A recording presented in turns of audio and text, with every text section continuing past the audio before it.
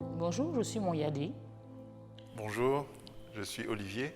On est d'origine béninoise, française aussi, et nous résidons depuis plusieurs années maintenant au Kenya. Depuis 6 ans, un peu plus de 6 ans. Donc nous habitons plus précisément Karen, où nous vivons heureux avec une famille composée de 3 enfants. Le grand qui a bientôt 18 ans, qui s'appelle Milan, le second Elijah qui vient d'avoir 15 ans et notre troisième enfant Yélène qui a 12 ans. Nous avons effectivement plusieurs particularités en l'occurrence, mais celle dont on va parler aujourd'hui, c'est celle de l'autisme dans notre famille. Et plus particulièrement, donc, nous allons aborder le cas de 2 de nos enfants, puisque nos 2 aînés, les 2 garçons, Milan et Elijah, sont tous les 2 dans le spectre autistique. Voilà, donc l'aîné, en commençant par Milan, qui, je disais, va bientôt avoir 18 ans, qui, d'apparence, et pour les personnes donc, qui ne le connaissent pas, paraît totalement dénué de tout, on va dire, de tout handicap, de toute difficulté. Milan a progressé d'une façon assez rapide. Donc ça, c'est une différence avec son frère. Il a, au départ, dans sa première enfance, été beaucoup plus... on va dire beaucoup plus autiste. Dans ce que je veux dire par là, il a eu des symptômes beaucoup plus apparents que ceux de son petit frère. Donc pour Milan, très rapidement, donc on s'est inquiété dès qu'il avait à peu près vers 2 ans, parce qu'il n'entrait pas dans le langage et qu'il avait énormément de comportements, de tocs, de comportements comme ça répétitifs. C'est un enfant qui était très introverti, qui ne jouait pas du tout avec ses jeux ou avec ce qui paraissait son anniversaire ou autre. Il pouvait s'amuser avec les emballages cadeaux, mais jamais avec le jouet en lui-même. On a pu avoir un diagnostic, il avait 5 ans seulement. Pourquoi? Pour la simple et bonne raison qu'à ce moment-là, en France, où nous habitions, on ne parlait pas de retard de langage avant l'âge de 4 ans. Donc on ne pouvait pas obtenir de rendez-vous auprès de spécialistes pour savoir exactement ce qu'il en était. Donc on a comme ça navigué, fait de notre mieux, sans avoir de diagnostic. Donc ça, c'est une des différences principales avec son petit frère, qui, lui, au tout début, dans sa petite enfance, ne présentait pas de symptômes très apparents de son autisme. En l'occurrence, c'était un enfant qui vous regardait parfaitement, qui était dans l'échange, qui réagissait, qui jouait, donc qui était très volubile, qui était très... On sentait qu'il voulait effectivement être dans la relation avec l'autre. Par contre, tout comme son frère, c'était une relation qui se faisait via des gestes ou via, on va dire, un verbiage, mais qui ne se faisait pas par des mots. Voilà. Si on parle même du peu d'exposition que l'autisme a aujourd'hui, ce n'était pas encore le cas en 2008, 2009 ou 2010. C'était des troubles parfaitement inconnus, y compris pour des pseudo-spécialistes.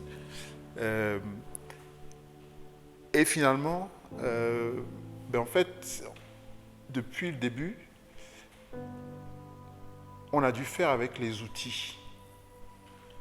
Les outils qu'on trouvait, parce qu'il n'y avait pas de solution prête à utiliser. Qu'on créait nous-mêmes. Voilà, c'est ce que j'allais dire. Donc, il n'y avait pas de solution clé en main. Donc, on a dû faire tout le long de notre parcours, avec des solutions qu'on créait, ou qui parfois étaient un peu plus en place, comme en Afrique du Sud, mais il se trouve que celle-là n'a pas particulièrement fonctionné pour Elijah. Pour revenir donc à la deuxième étape, qui est, on va dire après l'âge de 5 ans, pour l'aîné, on a réussi à le garder dans le système scolaire, on va dire normal, donc à force de persuasion des professeurs qui, bien évidemment, face à cette condition qu'ils ne connaissaient pas et qu'ils ne savaient pas gérer au sein d'une classe, étaient plutôt enclins à demander l'exclusion de nos enfants. Donc pour Milan, on a réussi année après année à le maintenir dans le système. On a réussi à le faire travailler énormément, bien entendu, en fin de journée, à reprendre tous les apprentissages qu'il était censé faire à l'école, on les reprenait tout doucement à la maison. Donc voilà, donc c'est un enfant qui est resté dans le système. C'est un enfant qui, à l'âge de 5 ans, a commencé à parler, beaucoup par écolalie, donc ce qui signifie tout simplement par répétition. Il répétait tel que, une phrase qu'on pouvait lui dire. Et de ce fait, il s'entendait parler probablement, et donc ça l'a conforté dans l'apprentissage du langage, et il a progressé.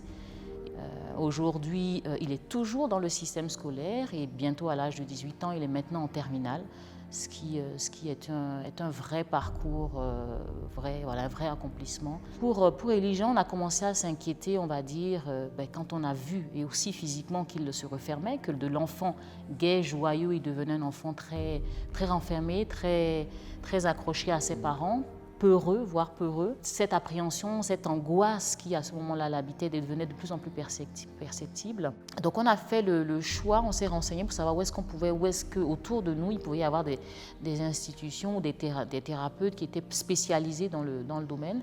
Et on a trouvé une institution en Suisse.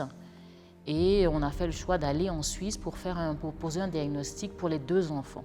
Donc ça s'est fait, à ce moment-là, Elijah devait avoir 4 ans. C'est dire le temps qu'il faut en Europe à cette époque-là, le temps qu'il fallait du coup pour avoir des rendez-vous, pour pouvoir être reçu. Il fallait parfois attendre 1 an et demi entre le moment où vous avez le souhait de faire une démarche, un diagnostic, et le moment où ça pouvait en effet se faire. Donc ce diagnostic a confirmé le premier concernant Milan et nous a apporté donc un premier diagnostic pour Elijah, en l'occurrence qu'il était également dans le spectre.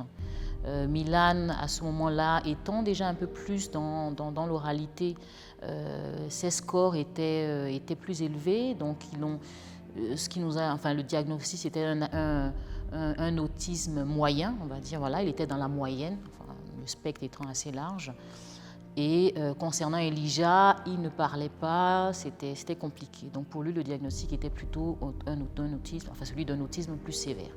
Il a été compliqué de le garder dans le système scolaire classique.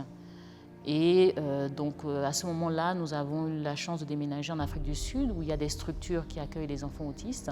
Donc Elijah a fait un petit parcours donc, au sein d'une institution spécialisée pour finalement être scolarisé à la maison parce que ça ne se passait pas non plus très très bien. Oui, effectivement, avec une très très très forte implication au quotidien de Moya, notamment une fois qu'on a quitté la France, qu'on est allé d'abord au Ghana, ensuite en Afrique du Sud.